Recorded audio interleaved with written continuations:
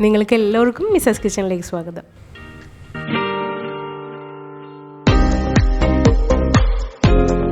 ഇന്ന് നമ്മൾ നോക്കുന്നത് ഒരു ഈസി ബ്രേക്ക്ഫാസ്റ്റ് റെസിപ്പിയാണ്. നമുക്കൊട്ടും സമയമില്ലാത്തപ്പോൾ വളരെ പെട്ടെന്ന് ഉണ്ടാക്കാൻ പറ്റിയ ഒരു സിമ്പിൾ ബ്രേക്ക്ഫാസ്റ്റാണിത്. ഇതിന് കറിയൊന്നും ആവശ്യമില്ല കേട്ടോ, അല്ലാതെ തന്നെ നമുക്കിത് കഴിക്കാം. അതുകൊണ്ട് തന്നെയാണ് സമയമില്ലാത്തപ്പോൾ ചെയ്യാമെന്ന് പറഞ്ഞത്. ഇതിൻ്റെ ടേസ്റ്റ് നമുക്ക് എല്ലാവർക്കും തന്നെ നന്നായിട്ട് ഇഷ്ടപ്പെടുന്നൊരു ടേസ്റ്റാണ്. നമ്മൾ ഗോതമ്പും മൈദയൊക്കെ കൊണ്ട് കലക്കി ചുടുന്ന ഒരു അപ്പം ഉണ്ടല്ലോ, അതൊക്കെ തന്നെയാണ് സംഭവം. പക്ഷേ ഇതിൽ ചേർക്കുന്ന ചേരുവകളാണ് ഇതിനെ ഡിഫറെൻ്റ് ആക്കുന്നത്. അതായത് കറി വേണ്ടാത്തത് ഇതിൽ ചേർക്കുന്ന ചേരുവകൾ കൊണ്ടാണ് കേട്ടോ. അപ്പോൾ നമുക്ക് ഇതിൻ്റെ ചേരുവകൾ എന്തൊക്കെയാണെന്ന് നോക്കാം. അതിനായി ഒരു ബൗൾ എടുത്തിട്ടുണ്ട്. അതിനകത്തേക്ക് നമുക്ക് 1.5 കപ്പ് ഗോതമ്പ് പൊടി ഇട്ട് കൊടുക്കാം. ഗോതമ്പ് പൊടിക്ക് പകരം മൈദയാലും മതി. ഗോതമ്പ് പൊടി ആകുമ്പം കുറച്ചും കൂടി ഹെൽത്തി ആയിരിക്കും. ഇനി ഇതിലേക്ക് വളരെ ചെറുതായിട്ട് നുറുക്കിയ ഒരു മീഡിയം സൈസ് സവാള ഇട്ട് കൊടുക്കാം. ഒരു മീഡിയം സൈസ് ക്യാരറ്റ്, 2-3 പച്ചമുളകും ഒരു ചെറിയ കഷ്ണം ഇഞ്ചി ഇട്ട് കൊടുക്കാം. ഇനി ഒരു വലിയ കോഴിമുട്ട പൊട്ടിച്ചിട്ട് കൊടുക്കാം. ആവശ്യത്തിന് ഉപ്പും കൂടെ ചേർത്ത് കൊടുക്കാം. 1 കപ്പ് ഗോതമ്പ് പൊടിയാണ് നമ്മൾ എടുക്കുന്നതെങ്കിൽ ഇതിൻ്റെ അളവെല്ലാം കുറക്കാം. ഒരു ചെറിയ കോഴിമുട്ട ചേർത്താൽ മതിയാവും.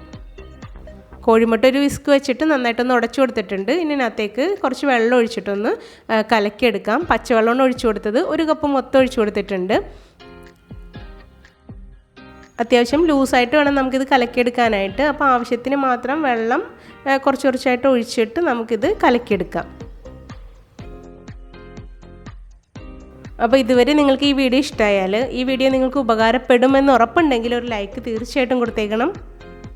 ഈ ചാനൽ സബ്സ്ക്രൈബ് ചെയ്യാത്തവർ ഇതുപോലത്തെ ഈസി റെസിപ്പീസിനായിട്ട് മറക്കാതെ ഇതൊന്ന് സബ്സ്ക്രൈബ് ചെയ്തേക്കണം. അതുമാത്രമല്ല, മിസാസ് കിച്ചൻ്റെ മറ്റ് വീഡിയോസും കണ്ട് റെസിപ്പീസ് എല്ലാം ട്രൈ ചെയ്തിട്ട് അഭിപ്രായങ്ങൾ തീർച്ചയായും കമൻറ്റ് ബോക്സിൽ അറിയിക്കണം കേട്ടോ. അപ്പോൾ അതാ 2 കപ്പ് വെള്ളം നമ്മൾ ടോട്ടൽ ഒഴിച്ചു കൊടുത്തിട്ടുണ്ട്. അപ്പോൾ നന്നായിട്ടൊന്ന് കലക്കിയിട്ട് അതിൻ്റെ ലംസൊക്കെ പോകുന്നത് വരെ നന്നായിട്ടൊന്ന് കലക്കിയിട്ട് നമുക്ക് ഇതൊന്ന് ചുട്ടെടുക്കാം. ഈ ഒരു ലൂസിലാണ് എടുത്തിരിക്കുന്നത്. ഞാൻ അല്പം വലിയ പാനാണ് കേട്ടോ ഇത് ചൂടാനായിട്ട് എടുത്തിരിക്കുന്നത്. പാൻ നന്നായിട്ട് ചൂടായിട്ടുണ്ട്. ഇതിനകത്തേക്ക് നമുക്ക് വേണമെങ്കിൽ വലിയൊരു തവി കൊണ്ട് മാവ് എടുത്ത് ഒഴിച്ചു കൊടുക്കാം. ഞാനിപ്പോൾ കപ്പിൽ തന്നെയാണ് ഒഴിച്ചു കൊടുക്കുന്നത് കേട്ടോ. ഒരു 3/4 കപ്പോളം ഒഴിച്ചു കൊടുത്തിട്ടുണ്ട്. എന്നിട്ട് കുറച്ച് വെളിച്ചെണ്ണയും കൂടി ഇതിൻ്റെ മുകളിലൊന്ന് ചുറ്റിച്ചു കൊടുത്തിട്ടുണ്ട്. വെളിച്ചെണ്ണക്ക് പകരം നമുക്ക് ബട്ടറോ നെയ്യോ ഒഴിച്ചു കൊടുക്കാം. ഞാൻ ഏതാണ്ട് 1.5 ടീസ്പൂണോളം വെളിച്ചെണ്ണ ഒഴിച്ചു കൊടുത്തിട്ടുണ്ട്. 1 മിനിറ്റ് മീഡിയം ഫ്ലെയിമിൽ വെച്ചതിന് ശേഷം ഇതാ മറിച്ചിട്ട് കൊടുത്തിട്ടുണ്ട്. ലോ ടു മീഡിയം ഫ്ലെയിമിൽ ഈ ഒരു ഭാഗം നമുക്ക് വേണ്ടത്ര മൊരിച്ചതിന് ശേഷം നമുക്ക് വീണ്ടും ഇത് മറിച്ചിട്ട് കൊടുക്കാം.